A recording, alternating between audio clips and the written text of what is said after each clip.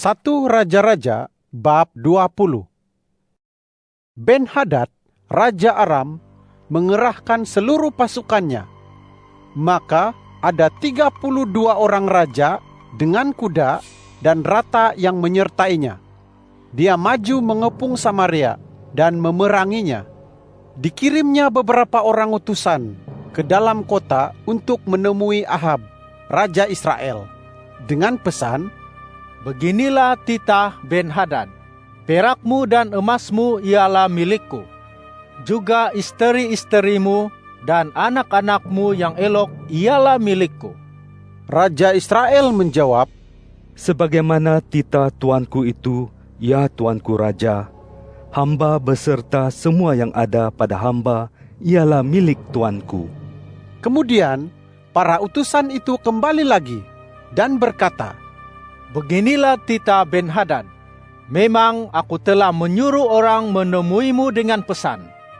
Engkau harus menyerahkan perak, emas, istri-istri, dan anak-anakmu kepadaku. Tetapi esok, pada waktu seperti ini, aku akan menyuruh pegawai-pegawaiku kepadamu untuk menggeledah rumahmu dan rumah pegawai-pegawaimu. Nanti, semua yang kau sukai akan diambil mereka dan dibawa mereka." Lalu Raja Israel memanggil semua tua-tua negeri itu dan berkata, "Lihatlah dan perhatikanlah bagaimana orang ini mengikhtiarkan kesusahan terhadap kita. Ketika dia menyuruh orang menemuiku, lalu meminta istri-istri dan anak-anakku, juga perak serta emasku, aku tidak menolak tuntutannya." Maka kata semua tua-tua dan seluruh rakyat itu kepadanya, "Jangan dengarkan dan jangan luluskan keinginannya." Oleh sebab itu, dia berkata kepada para utusan Ben-Hadad, "Katakanlah kepada tuanku raja, segala sesuatu yang kali pertama tuanku tuntut daripada hambamu ini akan hamba lakukan. Tetapi permintaan yang sekarang ini tidak dapat hamba lakukan." Maka pergilah mereka menyampaikan perkataan itu kepada Ben-Hadad. Ben-Hadad mengutus orang lagi untuk menemuinya dengan pesan, "Biarlah Tuhan mengazab aku bahkan lebih lagi, jika debu tanah Samaria nanti masih cukup untuk digenggam seluruh pasukan yang mengiringi aku." Jawab Raja Israel, "Katakanlah kepadanya, janganlah orang yang baru menyandang senjata bermegah seolah-olah sudah menanggalkannya." Apabila Ben-Hadad mendengar perkataan itu, dia sedang minum-minum bersama dengan para raja di dalam pondok. Berkatalah dia kepada pegawai-pegawainya, "Bersiaplah." Maka mereka bersiap-siap untuk menyerang kota itu. Sementara itu, seorang nabi datang menghadap Ahab, Raja Israel, dan berkata, "Beginilah firman Tuhan, sudahkah kau lihat seluruh pasukan yang besar itu? Sesungguhnya pada hari ini aku akan menyerahkan mereka ke dalam tanganmu, dan engkau akan tahu bahwa akulah Tuhan." Tanya Ahab, "Dengan perantaraan siapa?" Kata nabi itu, "Beginilah firman Tuhan, dengan perantaraan pengiring para pembesar wilayah." Tanyanya lagi, "Siapakah yang akan memulai peperangan?" Jawabnya, "Engkau." maka dihitungnya jumlah pengiring para pembesar wilayah itu. Ada seramai 232 orang. Setelah itu, dihitungnya pula jumlah seluruh pasukan, yaitu seluruh orang Israel, 7.000 orang semuanya. Maka keluarlah mereka pada waktu tengah hari. Sementara Ben-Hadad minum-minum sampai mabuk di dalam pondok bersama dengan kesemua 32 orang raja yang membantunya itu. Ketika pengiring kepada para pembesar wilayah itu maju lebih dahulu, Ben-Hadad menyuruh orang menyelidikinya. Kepadanya diberitahukan, "Ada orang yang keluar dari Samaria." Katanya, Jika mereka datang dengan tujuan berdamai, tangkap mereka juga hidup-hidup. Tetapi jika mereka datang dengan tujuan berperang, tangkap juga mereka hidup-hidup." Sementara itu, pengiring kepada para pembesar wilayah keluar dari dalam kota, diiringi pasukan yang mengikuti mereka. Masing-masing menewaskan lawannya, sehingga orang Aram itu melarikan diri, dikejar oleh orang Israel. Ben-Hadad, Raja Aram, juga menyelamatkan diri dengan menunggangi kuda bersama beberapa orang pasukan berkuda. Raja Israel pun keluar. Dipukulnya kalah kuda dan rata. Lalu dilakukannya pembantaian besar-besaran dalam kalangan Aram. Kemudian nabi itu datang menghadap Raja Israel dan berkata kepadanya, "Pergilah, kuatkanlah hatimu. Fikirkan dan pertimbangkanlah apa yang harus kau lakukan, karena pada tahun yang berikut Raja Aram akan maju menyerang engkau lagi." Para pegawai Raja Aram berkata kepada raja, "Tuhan mereka Tuhan gunung, maka sebab itulah mereka lebih kuat daripada kita. Tetapi jika kita berperang melawan mereka di tanah datar, pasti kita lebih kuat daripada mereka. Lakukanlah hal ini, tuanku. Singkirkanlah raja masing-masing daripada kedudukan mereka dan angkatlah para pembesar untuk menggantikan mereka. Selanjutnya, kerahkanlah pasukan tuanku seramai yang telah tewas. Demikian juga segala kuda dan rata. Kita harus berperang melawan mereka di tanah datar. Pasti kita lebih kuat daripada mereka." Raja mendengar dan bertindak menurut usul mereka itu. Pada tahun yang berikut, Ben-Hadad mengerahkan pasukan Aram, lalu maju ke Afek untuk berperang melawan orang Israel. Orang Israel pun mengerahkan pasukan mereka. Setelah siap dengan segala perbekalan, mereka pergi menghadapi orang Aram. Orang Israel berkemah berhadapan dengan mereka seperti dua kawanan kecil kambing. Sementara orang Aram memenuhi negeri itu. Kemudian seorang hamba Allah datang menghadap Raja Israel dan berkata kepadanya, "Beginilah firman Tuhan, karena orang Aram telah berkata, Tuhan ialah Tuhan gunung dan bukan Tuhan lembah. Maka aku akan menyerahkan seluruh pasukan yang besar ini ke dalam tanganmu, dan kamu akan tahu bahwa akulah Tuhan." 7 hari lamanya mereka berkemah berhadap-hadapan, dan pada hari ke-7 perang pun dimulai. Dalam 1 hari, orang Israel menewaskan 100.000 orang pasukan berjalan kaki daripada kalangan Aram. Orang yang terselamat melarikan diri ke Afek, ke dalam kota, tetapi temboknya roboh, menimpa 27.000 orang yang terselamat itu. Ben-Hadad pun melarikan diri ke kota, lalu masuk ke sebuah bilik yang letaknya sangat jauh di dalam. Kata pegawai-pegawainya kepadanya, "Sesungguhnya kami telah mendengar bahwa raja-raja keturunan kaum Israel itu memang raja yang berbelas kasihan. Izinkan kami mengenakan kain perkabungan pada pinggang kami dan tali pada kepala kami, lalu keluar mendapatkan Raja Israel. Mudah-mudahan dia akan menyelamatkan nyawamu." Kemudian mereka melilitkan kain perkabungan pada pinggang mereka dan tali pada kepala mereka, lalu pergi menghadap Raja Israel dan berkata, "Hambamu Ben-Hadad berkata, kumohon biarkan hamba tetap hidup." Katanya, "Masih hidupkah dia? Dia saudaraku." mereka itu menganggapnya sebagai petanda baik dan segera memegang kata-katanya itu. Kata mereka, "Ya, saudara tuankulah Ben-Hadad." Kata Ahab, "Pergilah dan bawalah dia kemari." lalu keluarlah Ben-Hadad mendapatkan Ahab. Lalu Ahab mengajak Ben-Hadad naik ke atas ratanya. Kata Ben-Hadad kepadanya, Kota-kota yang telah diambil ayah hamba daripada ayah Tuan akan hamba kembalikan. Tuan boleh membuat pasar bagi Tuan di Damsyik, seperti yang telah dibuat ayah hamba di Samaria. Kata Ahab, Atas dasar perjanjian itu, aku akan melepaskan engkau pergi. demikianlah Ahab mengikat perjanjian dengan Ben-Hadad dan melepaskannya pergi. Atas perintah Tuhan, seorang daripada rombongan nabi berkata kepada kawannya, Pukullah aku. tetapi kawannya itu enggan memukulnya.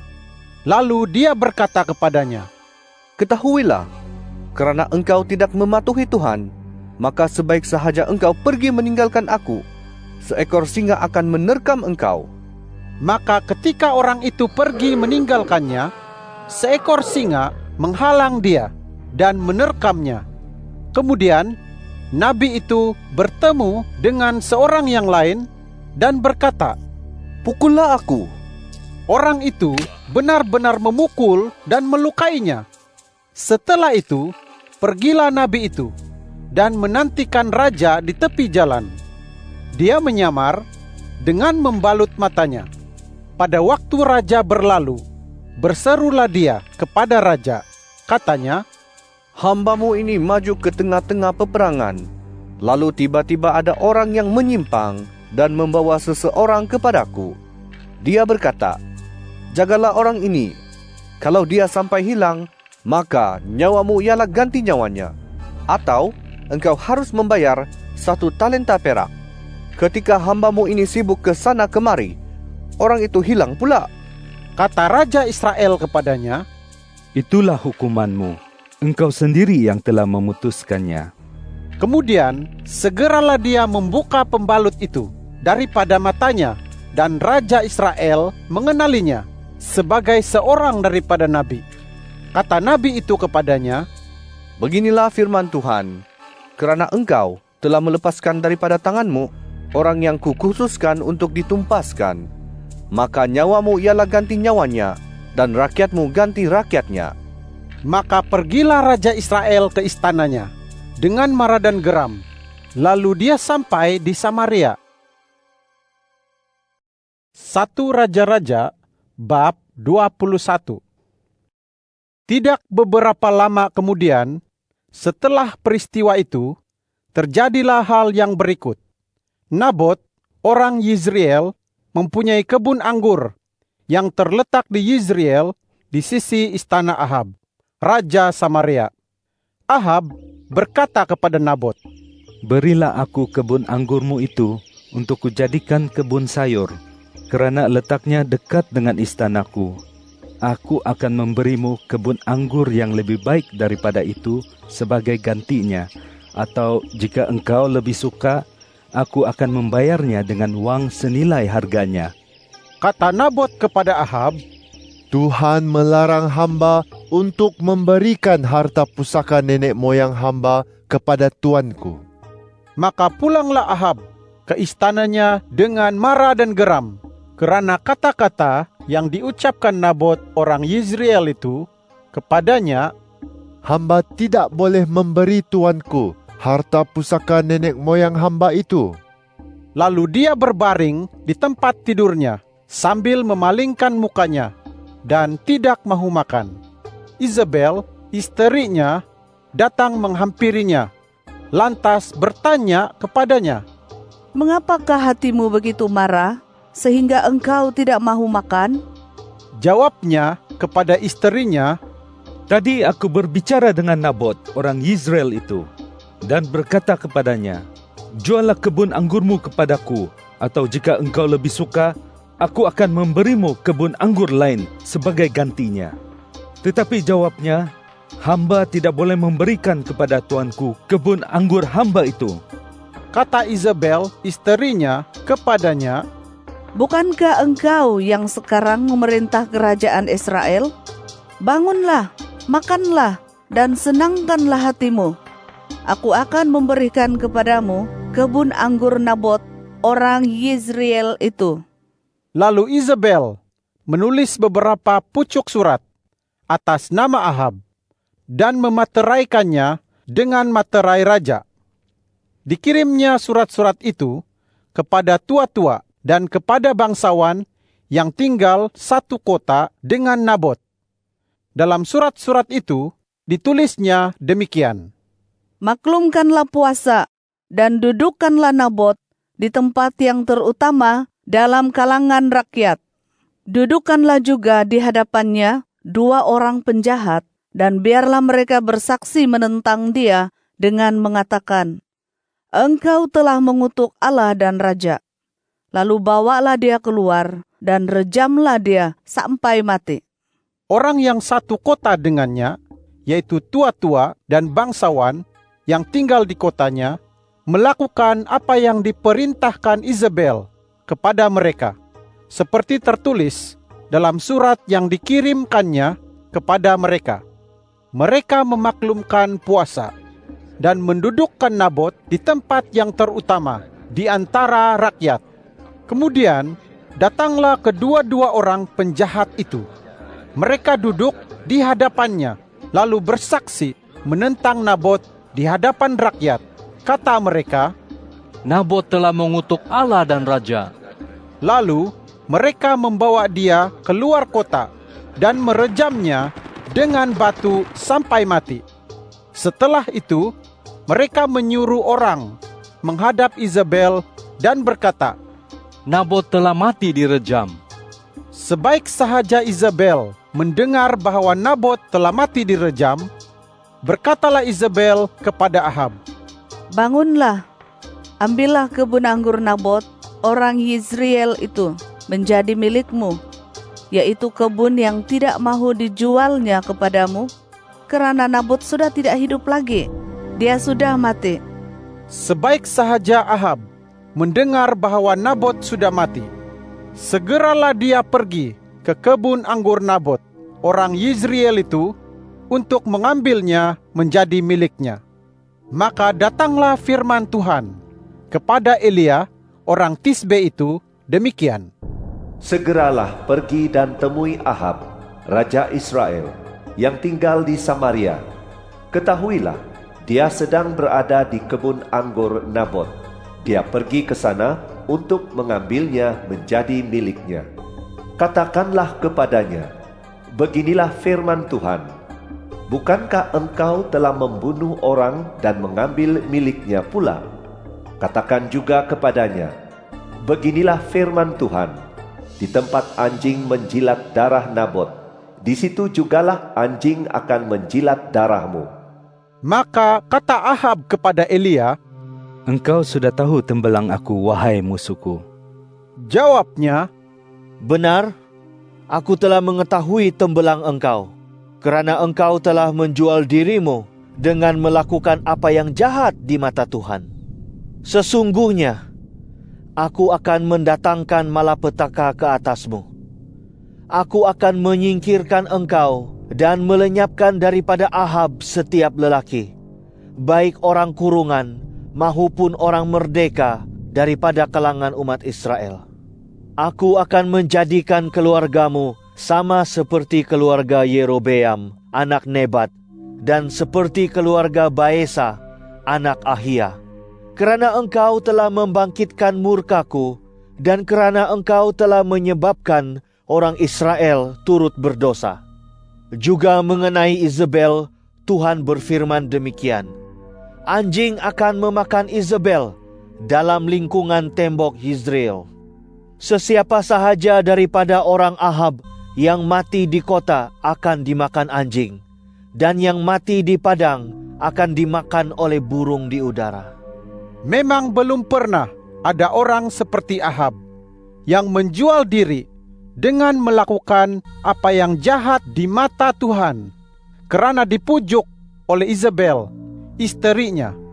Dia bertindak sangat keji dengan mengikuti berhala-berhala, sama seperti semua yang dilakukan oleh orang Amori yang telah dihalau Tuhan di hadapan orang Israel. Setelah Ahab mendengar kata-kata itu, dikoyakkannya pakaiannya, dikenakannya kain perkabungan pada tubuhnya, dan berpuasalah dia dan tidur dengan memakai kain perkabungan dan berjalan perlahan-lahan. Maka datanglah firman Tuhan kepada Elia, orang Tisbe itu, demikian, Sudahkah kau lihat bagaimana Ahab merendahkan diri di hadapanku? Kerana dia telah merendahkan diri di hadapanku, maka aku tidak akan mendatangkan malapetaka pada zamannya. Pada zaman anaknya lah aku akan mendatangkan malapetaka ke atas keluarganya.